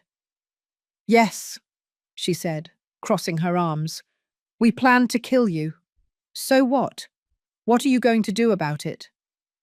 Lucy, shut up, Ethan yelled. Why? She already knows everything. There's no point in lying anymore. You're crazy. You're absolutely crazy. I'm crazy? Lucy laughed, a horrible laugh. You're the one who came up with the idea, Ethan. Did you forget? You were the one who said, my mum is worth more dead than alive. The words shot through my chest like bullets. Ethan covered his face with his hands. I didn't mean. Yes, you did mean it. Lucy turned to me. Do you want to know the truth, Mrs. Laura? Your son sought me out from the beginning because he knew I came from nothing, that I was hungry, that I would do anything to get ahead. That's not true, Ethan mumbled. Of course it's true. You told me your mum had a house worth millions, that it was your only inheritance, that if we got married, someday everything would be ours. You told me on our 3rd date. Did you forget? I looked at my son, waiting for him to deny it, to say that Lucy was lying, but Ethan said nothing. He just cried in silence. At first we thought about waiting, Lucy continued, about being patient. But the years passed, and you were still there, healthy, strong, taking care of your little plants, drinking your coffee, living in this enormous house while we drowned in debt. You have jobs, you have a roof over your head, you have food, I said, trying to keep my voice steady. Food? Lucy laughed again. Sure, we eat beans and rice, while you have the luxury of throwing away food, of having 4 empty bedrooms, of living like a queen in a house you don't even use completely. This house is mine. I paid for it with my work, with Robert's work, and now it is ours. Or it should be. You have already lived your life. You have already been happy. You have had your marriage, your family, your good years. Now it's our turn. And that's why you decided to kill me. It wasn't one day to the next, Lucy said, and her voice became cold, calculating. It was a process. First, we tried to convince you to let us live here. You refused. Then we tried to get you to sell us the house cheap. You also refused. You always refused everything. Because it's my house. But you're going to die, Lucy yelled. Sooner or later you're going to die. What difference does it make if it's today or in 10 years? In the end, the result is the same. We get the house anyway. The difference, I said with a broken voice, is that those 10 years are my life, my time, my right. Your right, Lucy repeated with sarcasm. Always talking about your rights. And what about ours? The rights of young people who have a whole life ahead of us, who want to have children, who deserve an opportunity. At the cost of my life? Yes, Lucy approached me. Yes, at the cost of your life. Because life is unfair, Mrs. Laura. And those who don't fight, those who don't take what they want, are left with nothing. I come from nothing. I grew up with nothing, and I swore my children wouldn't go through the same thing. My children, too, I said. I also grew up poor. Everything cost me too, but I never killed anyone to get it. How noble, Lucy scoffed. How saintly. But look where you are now, alone, old, with a son who hates you. I don't hate her, Ethan suddenly shouted, getting up. I've never hated her. Then why? I asked him, turning towards him. Why did you agree to this, Ethan? You, my son, the child I raised with so much love. Ethan looked at me with red, tear-filled eyes. Because I'm tired, Mum. Tired of being poor. Tired of having nothing. Tired of seeing my friends buying houses, having kids, living well, while I'm still stuck in a crappy apartment earning a pittance. But you studied. You're an architect. You have a good job. Good job? He laughed bitterly. I earn $2,500 a month, Mum. $2,500. In this city, that's nothing. It's not enough for anything. And meanwhile, you have this house. This house that's worth $5 million. $5 million that are kept here, doing nothing, while I drown in debt. You could have asked me for help. I asked you for help. We asked you to let us live here. We asked you to sell us the house, and you always said no. Because it's my house, Ethan. It's all I have left of your father. It's my home. It's a house, he said coldly. 4 walls and a roof. Nothing more. The words hurt me more than any physical blow. Do you really believe that? Yes. He wiped his tears. To you it's a museum, a place full of dead memories. But for us it could be a future, a life. A life they were going to build on my corpse. Ethan flinched at those words. I didn't want you to suffer. That's why the pills. It was going to be fast, painless. You would have fallen asleep and that's it. You wouldn't have known anything. And that makes it better? Tears ran down my cheeks. The fact that I wasn't going to suffer physically makes it okay for my own son to kill me? I don't know, he murmured. I no longer know what is right and what is wrong. I do know, I said firmly. Killing is wrong. Killing your own mother is wrong. and no amount of money justifies that. Easy for you to say when you're the one with the money, Lucy snapped. I earned this money, this house, with 30 years of work, of sacrifice. I don't owe you anything, Lucy. And Ethan doesn't owe me anything that justifies this either. Of course he owes you, Lucy said. He owes you his education, his career, everything he is. And now it's time for you to pay it back. By paying with my life? Exactly. The coldness with which she said it left me speechless. This woman had no conscience. She had no remorse. To her, I was just an obstacle, a problem that needed a solution. You are sick, I said finally. Both of you. You are sick and you need help. We don't need help, Lucy said. We need money and we are going to have it. Oh yeah?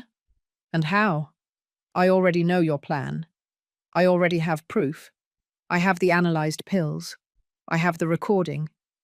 If something happens to me, the police will know exactly who it was. For the first time, I saw fear in Lucy's eyes. You're lying. I'm not lying. I took out my phone. Everything is backed up. The recordings, the analyses, everything. And if anything happens to me, it's automatically sent to the police, and to a lawyer, and to my friend Stella. A lie. I hadn't set up anything automatic, but they didn't know that. You're threatening us, Lucy said, and for the first time her voice sounded unsure. No, I'm protecting you. From yourselves. Because if you had managed to kill me, sooner or later someone would have discovered the truth, and then both of you would be in jail. Is that the future you want for your children? Ethan slumped in the chair again, his head in his hands. What have we done? He murmured. My God, what have we done? You haven't done anything yet, I said. You still have time to stop this. It's too late, Lucy said. She already knows everything. Yes, I know. But you didn't complete the crime. You didn't kill me. You tried, but you didn't succeed. That counts. What do you want? Lucy asked distrustfully. Money? The house? What? I want you to leave, I said simply. I want you to get out of my house now and never come back. Mum, Ethan started. No, don't call me Mum.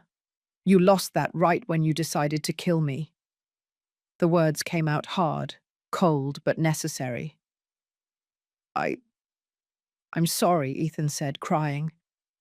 I'm so sorry, I don't know what I was thinking. I love you. I've always loved you. If you loved me, we wouldn't be here. It was Lucy. She convinced me. She put these ideas in my head. Don't blame me, Lucy shouted. You wanted the money just as much as I did. But I never would have done anything if you hadn't.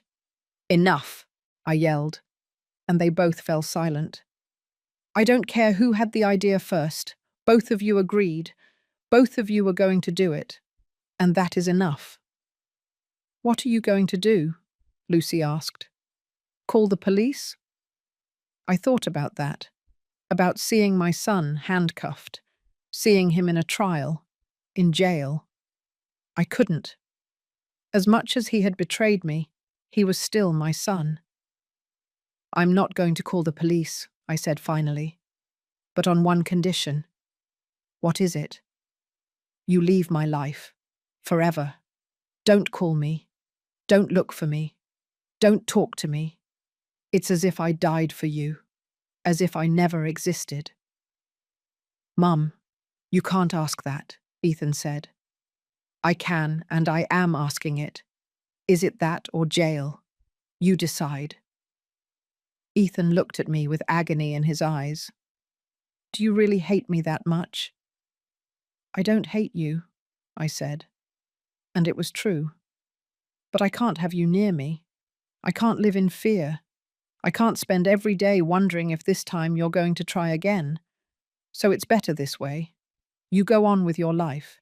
I'll go on with mine. Separately. And the house? Lucy asked, ever practical. What are you going to do with it? That's none of your business anymore. You're going to donate it, right?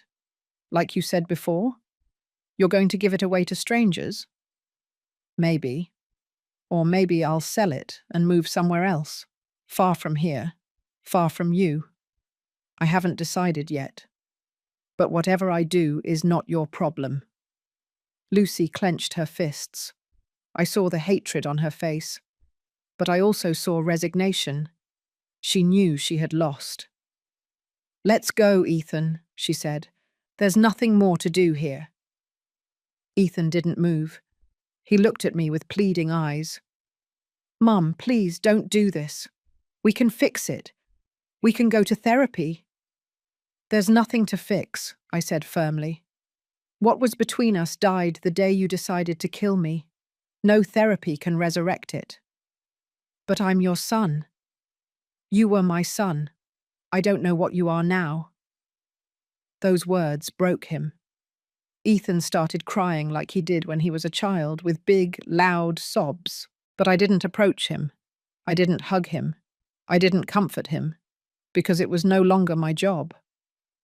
Leave, I repeated. Now. Lucy grabbed Ethan's arm, pulled him up from the chair, and pushed him towards the door. You heard your mum. We're leaving. They walked towards the exit. I followed them, keeping my distance. At the door, Ethan turned around one last time. Mum, if I could go back in time. But you can't, I interrupted him. No one can, so you have to live with what you did. Just as I have to live knowing what my son was willing to do to me. I'm sorry, Tads, he whispered. I know, but that doesn't change anything. Lucy pulled him outside. I watched them get into the car. I watched them drive away. And when the car disappeared around the corner, I closed the door. I locked it. And I collapsed onto the floor, crying. I cried for everything I had lost. For my son, for my family, for the illusion that love was enough. I cried until I had no more tears left. And when I finally got up, hours later, with swollen eyes and a broken heart, I knew one thing. I had lost my family, but I had saved my life. And sometimes that has to be enough. I spent 3 days without leaving the house. 3 days where I barely ate, barely slept, where I just walked from room to room like a ghost in my own house. The house that almost cost me my life. The house my son was willing to kill me for. On the 4th day, my friend Stella knocked on the door. I hadn't called her. I hadn't told her anything. But she had that mother's intuition that knows when something is wrong. Laura, open up. I know you're in there. I opened the door. She saw my face and she knew. My God, what happened to you? I couldn't speak. She just hugged me and let me cry on her shoulder like I hadn't cried with anyone. We went into the kitchen. She made coffee. I told her everything, every detail. The pills, the recording, the confrontation, the goodbye. Stella listened in silence, tears rolling down her cheeks. Oh, honey, she finally said. I can't believe Ethan. I watched him grow up. He's like my nephew. How could he? I don't know. I don't know anything anymore. You have to report him. You can't let this go. I can't send my son to jail, Stella. He was going to send you to a coffin. The words were harsh, but true. I know, but he's my son. I can't. Stella sighed. Then what are you going to do? I don't know. I thought about selling the house, about moving far away, starting over somewhere else. At your age, alone? What else can I do? I can't stay here. This house is full of memories. Of Robert, of Ethan when he was a child. I can't look at these rooms anymore without thinking about everything I lost. Stella took my hand. Honey, listen to me closely. You didn't lose anything. They lost you. You are the victim here. Don't let them take your home too. Every time you see these walls, you will remember that you survived, that you were stronger, that you didn't let yourself be defeated. She squeezed my hand. This house is yours. You paid for it with your sweat, with your work, with your years alongside Robert. Don't let Ethan and that viper take it from you too. They already took your peace. Don't give them the pleasure of taking your home too. Her words hit me hard. She was right. Why did I have to be the one to leave? Why did I have to be the one to lose my house, my neighborhood, my life? They were the ones who had done wrong. But I can't stay here alone, I said. Not after all this. Then don't stay alone. Rent the extra bedrooms. Find company. There are girls who are studying and need an affordable place near the university. You have 4 empty bedrooms. You could rent 2 or 3. Have income. And most importantly, have people in the house, not be alone. The idea surprised me. I hadn't thought of it. Renting rooms? Of course. My cousin does it. She has a big house in a busy area of Seattle. She rents 3 bedrooms to students. They pay her $800 each per month. That's $2,400 a month. Plus your pension, you would live comfortably. And you would have company. Young people who look out for you without feeling obligated. I don't know, Stella. At least think about it. Don't make decisions now while you are hurting. Give yourself time. And in the meantime, stay with me for a few days. You shouldn't be alone. I accepted. I went to Stella's house with a small suitcase. I stayed a week. During that week, I thought a lot. About my life, about my options, about what I really wanted. And I came to a conclusion. I wasn't going to run away. I wasn't going to let Ethan and Lucy snatch my home from me. But I wasn't going to stay trapped in the past either. I returned to my house with a plan. The first thing I did was change all the locks. Ethan had keys. He wouldn't be able to use them anymore. Then, I hired someone to install security cameras. At the entrance, in the garden, in the backyard. After that, I went to a lawyer. I need to make a new will, I told him, and I need it to be bulletproof. Mr. Mendez, a man about 60 with a kind face, listened to my story without judging me.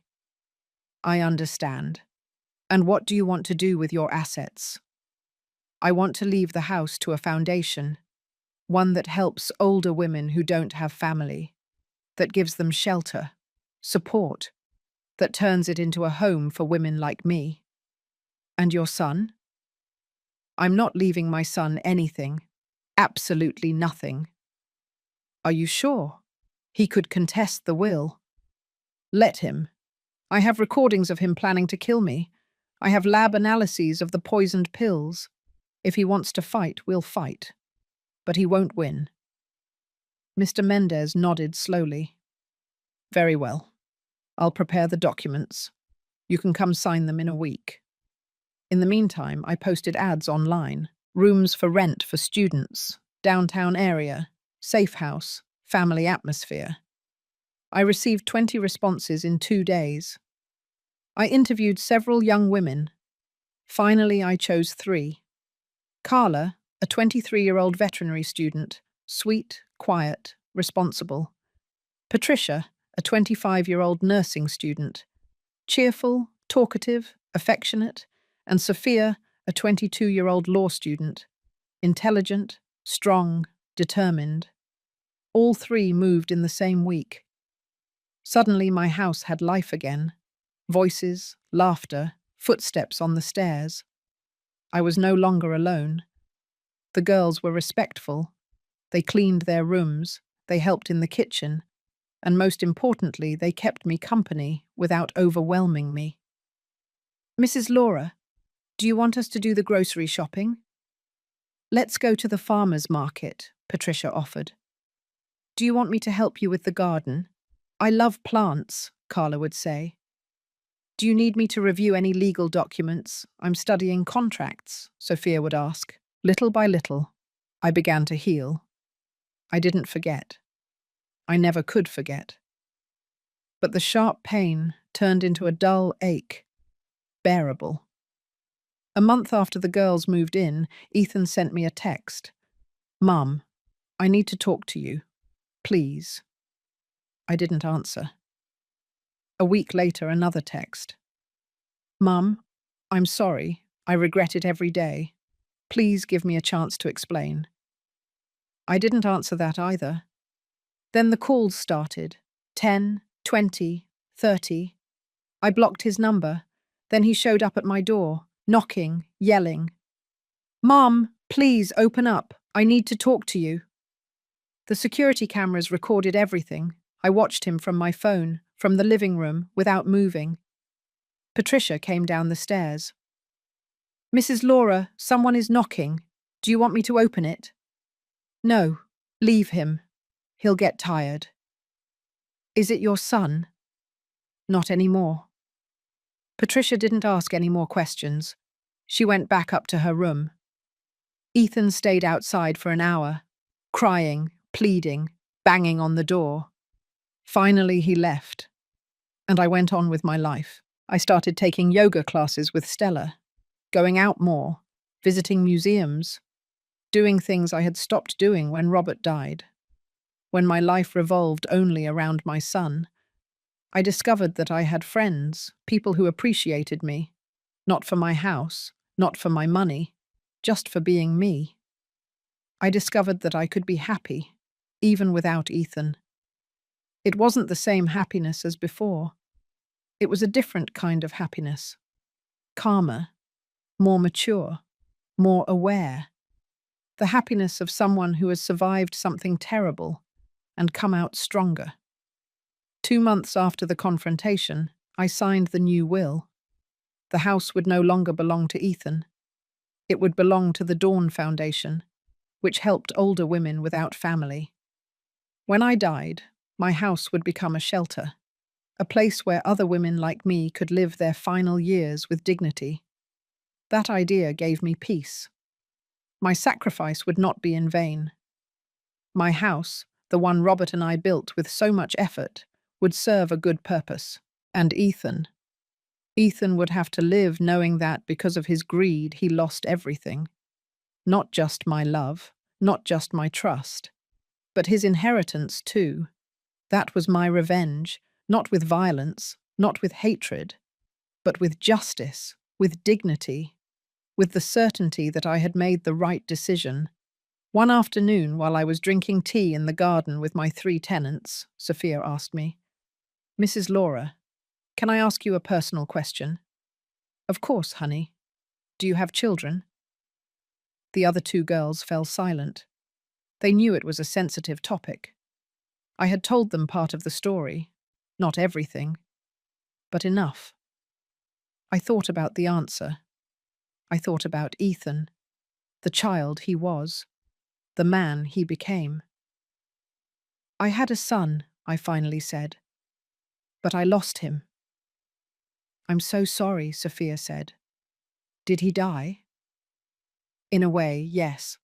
The son I knew died, and in his place was someone I don't recognize. How sad. It is sad, I admitted, but it's also liberating, because now I know that I can survive without him, that I can be happy without him, and that is something I never thought would be possible.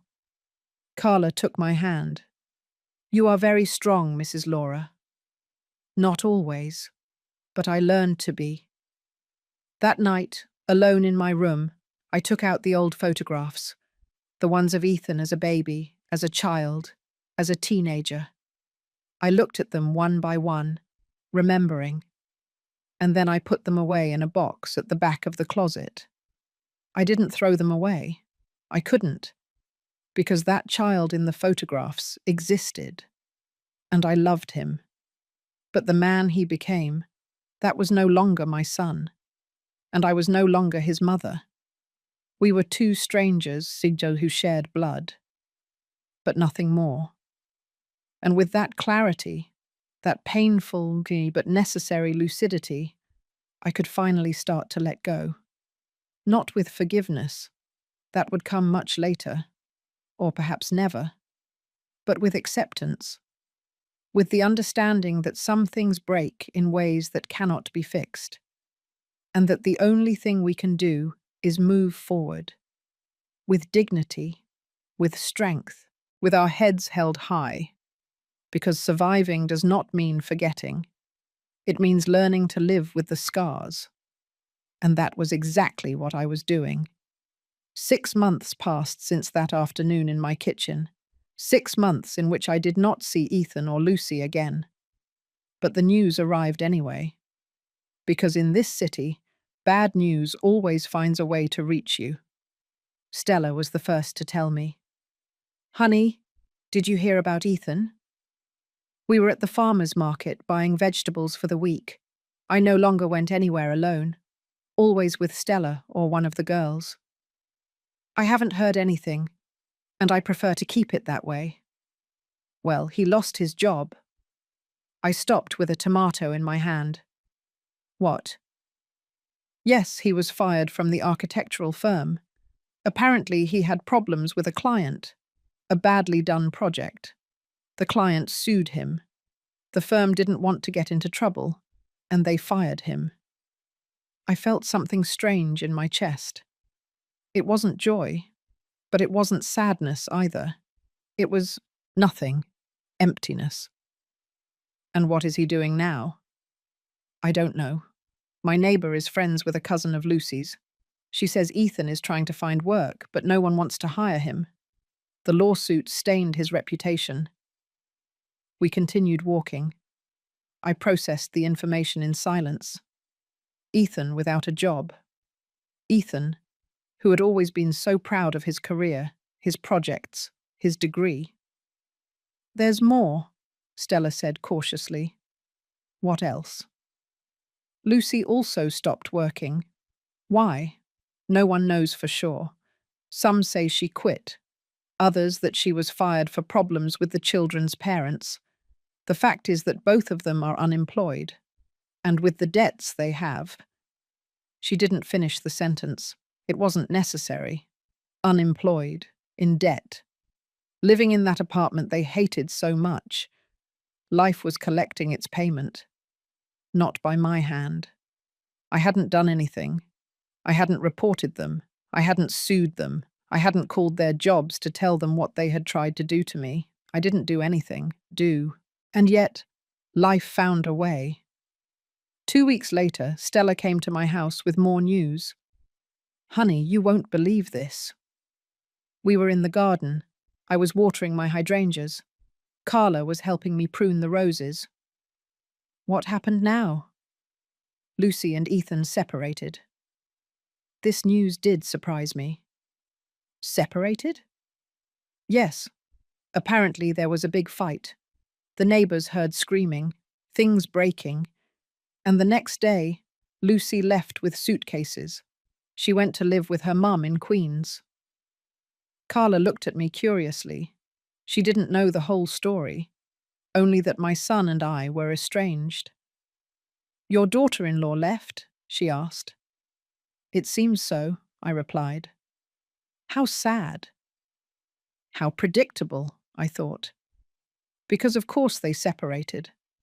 Their marriage was never based on love. It was based on ambition, on greed, on the promise of money that never arrived. And when that promise faded, when it became clear that I wasn't going to die, that they weren't going to inherit anything, what were they left with? Nothing. Just resentment, guilt, the certainty that they had ruined everything for nothing. "And Ethan?" I asked, although I wasn't sure I wanted to know. "He's still in the apartment, alone. My neighbor says she sees him leave rarely, that he looks bad, thin, unkempt." I imagined my son, alone in that apartment he hated so much, jobless, wifeless, motherless. I felt something akin to pity, but not enough to look for him. because he had chosen that path. No one forced him. A month later, at Stella's birthday, I met Mrs. Mendoza, a woman about 50 who worked in human resources for a large company. We were chatting about a little bit of everything when she mentioned something. "Oh, I get all kinds of candidates lately.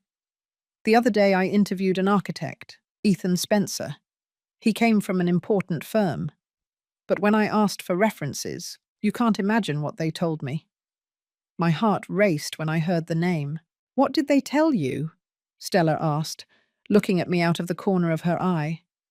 That he was irresponsible, that he had problems with clients, that he had left on bad terms.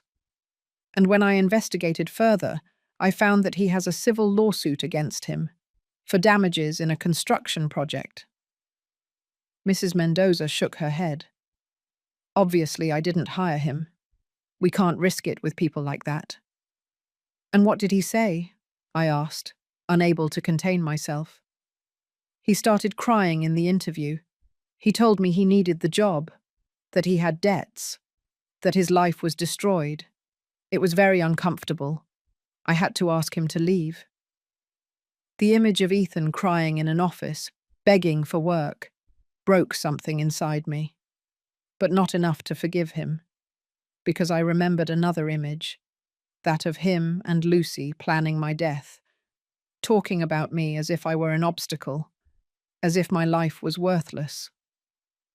"What a shame," Stella said. "But that's life. Decisions have consequences." Mrs. Mendoza nodded. "Exactly. You build your reputation for years, and you can destroy it in a day." Ethan had destroyed his, not because of a professional mistake, but because of a much bigger moral mistake. And now he was paying the price. 3 more months passed. I continued with my life, my tenants, my routine, my yoga classes, my outings with Stella. It was a quiet, simple life, but it was mine.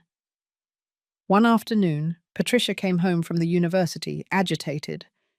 "Mrs. Laura, you won't believe what I saw." "What happened, honey?"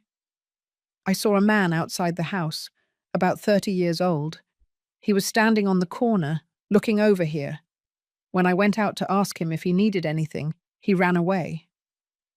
My stomach tightened. "What did he look like?" "Tall, thin, with a beard. He looked, I don't know, sad, like lost." It was Ethan.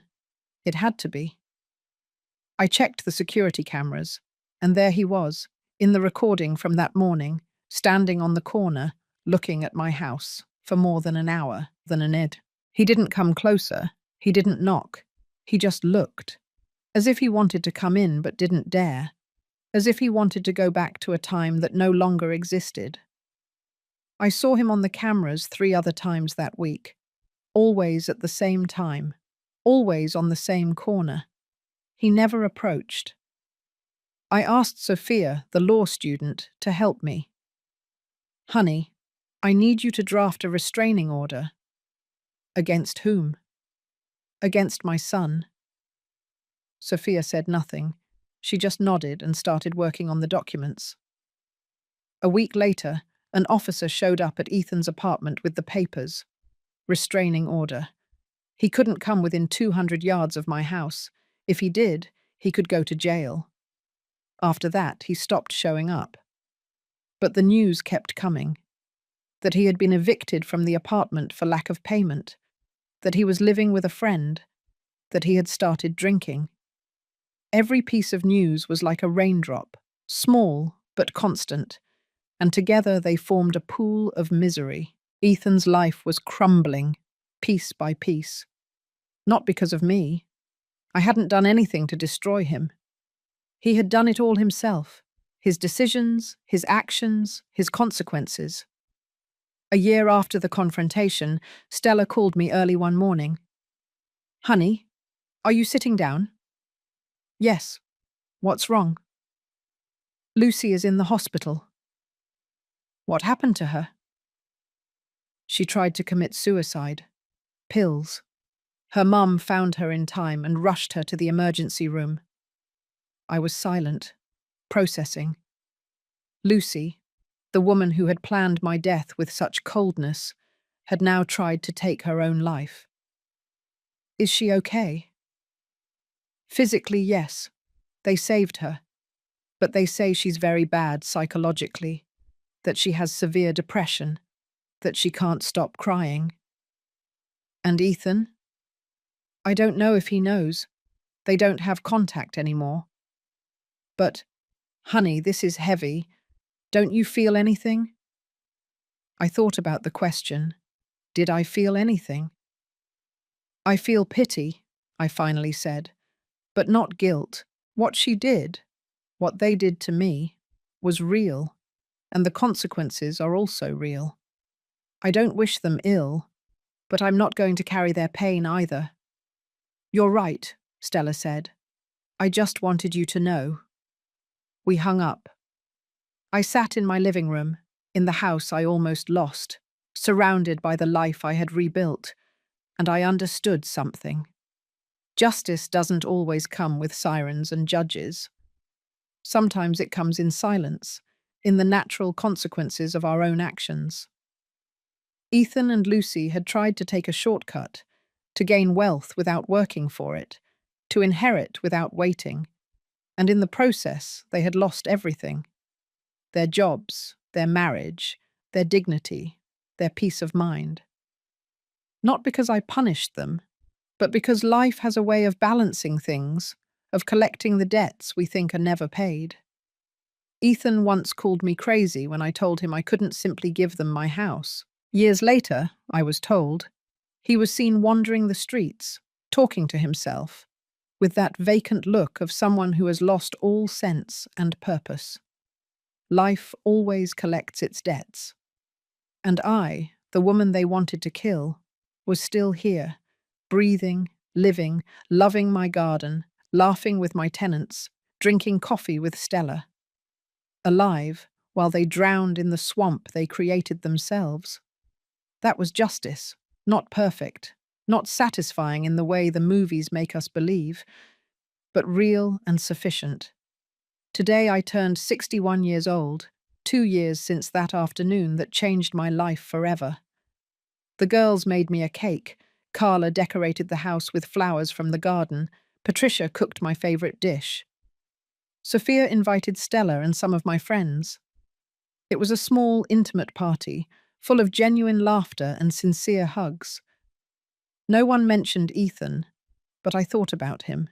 I thought about the boy he was, the birthdays we celebrated together, how Robert carried him on his shoulders so he could blow out the candles. That child no longer exists, and the man he became, he made his choices.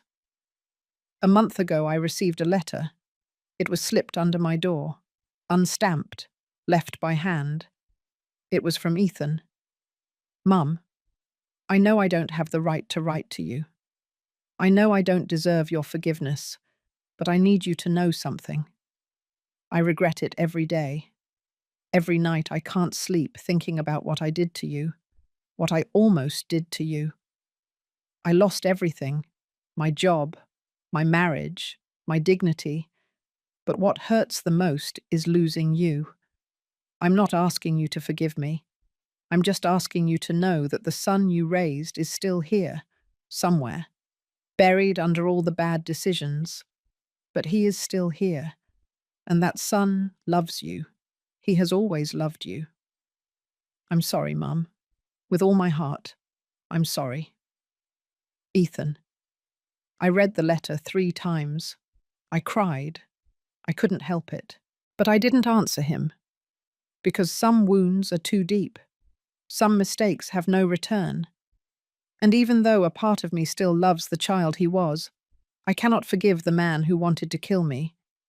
Maybe someday, when I'm very old, when I'm close to my natural end, maybe then I can find enough peace to forgive. But not today. Today I'm still healing. This morning, as I was watering my hydrangeas, I thought about everything that happened, everything I survived. and I understood something important. A mother's love is the strongest there is, but it can also be the most dangerous, because sometimes we love so much that we lose sight of the boundaries. We sacrifice everything, even our own life, for our children. But that is not love, that is surrender. True love also knows how to say no. It also knows how to set boundaries. It also knows how to walk away when staying means losing oneself. I loved Ethan with all my heart. I gave him everything I had. But when he wanted to take the only thing I had left, my life, I had to choose. And I chose to live. It wasn't easy. It was the hardest decision I've made in my 61 years. But it was the right one. Because today I am here, in my garden, in my house, surrounded by people who appreciate me not for what I have, but for who I am. This house is no longer a prison of memories. It is a home, a refuge for 4 women who needed a safe place. And when I'm gone, when my natural time comes, this house will continue to be a refuge for other women. Other Lauras who need a place to rebuild their lives. That will be my legacy. Not the money, not the assets, but the example of a woman who almost lost everything, but found the strength to keep going. If my story helps a single woman open her eyes, set boundaries, choose her own life over guilt and obligation, it will have been worth it. All the pain, all the loss, all the journey will have been worth it. I blow out the candles on my cake. The girls applaud. Stella hugs me. What did you wish for, honey? I smiled. I wished to live many more years, in peace, in my house, surrounded by people who truly love me. That wish has already come true, Sophia says, squeezing my hand. And she is right. It has come true. Because today, 2 years after almost losing my life, I understand something fundamental. Surviving is not enough. You have to learn to live again, with dignity, with boundaries, with self-love. And that, finally, is what I am doing. Living truly for the first time in a long time, and it is beautiful. Perfect. She's going to need this at home. Those words came out of my son-in-law's mouth as he held up a maid's uniform, a blue uniform with a white apron that his mother had just given my daughter, Shelley, on her very own wedding day. I watched my girl's eyes well up with tears. I saw her clutch that uniform in her trembling hands. And something inside me, something that had been dormant for 60 years, woke up. My name is Margaret Fields. I'm 60 years old, and what happened that night at the Grand Ballroom changed everything. But to understand what I did, I need you to listen from the beginning, because some stories can't be told in just one night. There are humiliation that are woven slowly, with fake smiles and poisoned words. Shelley met Rob 3 years before that wedding. It was January. I was brewing hot coffee in the kitchen when she walked in, almost floating. Mum, I met someone. That's how it all started. With that innocent phrase, with those shining eyes I hadn't seen since she was a little girl. Rob came from a well-known family in the Greenwich Village area. His mother, Mrs. Constance Cunningham, née Miller, had been the queen of her little kingdom her entire life. A woman who measured people by the size of their houses